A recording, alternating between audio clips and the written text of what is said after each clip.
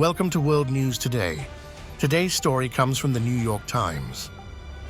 The deaths of 3 U.S. soldiers in a drone strike in Jordan, the first known American military fatalities from hostile fire in the widening Middle East crisis, are likely to increase pressure on President Biden, who has tried to limit the American response in order to keep regional tensions from spreading further. The Biden administration said that the strike at a remote military outpost near the Syrian border, which also injured 34 other service members, was carried out by radical Iran-backed militant groups operating in Syria and Iraq.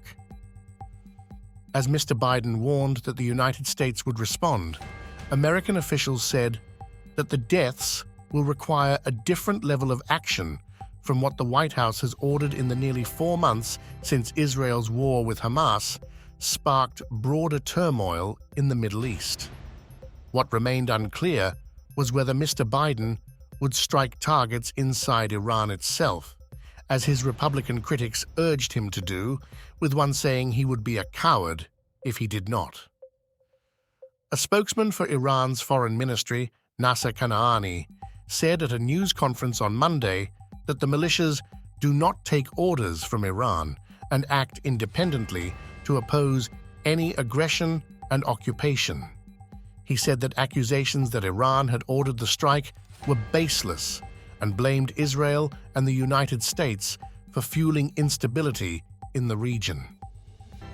Now, Mr. Biden must decide how far he is willing to go in terms of retaliation at the risk of a wider war that he has sought to avoid ever since the October 7th terrorist attack by Hamas touched off the current Middle East crisis. Until now, the president had carefully calibrated his responses to the more than 150 attacks by Iranian-backed militias on American forces in the region since October 7th. He essentially ignored the majority that was successfully intercepted or did little to no damage, while authorizing limited U.S. strikes focused mainly on buildings, weapons, and infrastructure after attacks that were more brazen, most notably against the Houthis in Yemen, who have targeted shipping in the Red Sea. John F. Kirby, the Strategic Communications Coordinator at the White House National Security Council, said on Monday that the Biden administration was still working through the available options for a response. "We've got to do what we have to do to protect our troops in our facilities," he told NBC News, adding that, "We don't want a wider war with Iran. We don't want a wider war in the region, but we got to do what we have to do." Iran has long armed, trained, financed, and advised militia movements in the Middle East that share its enemies. A loosely connected network of proxy forces known as the Axis of Resistance that stretches from Yemen through Iraq, Syria, and Lebanon and down to Hamas in the Gaza Strip.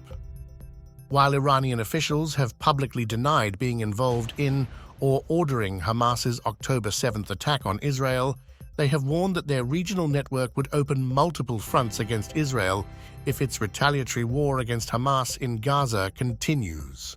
Thanks for watching this video. The sources can be found in the description below. Subscribe for more daily news from across the world.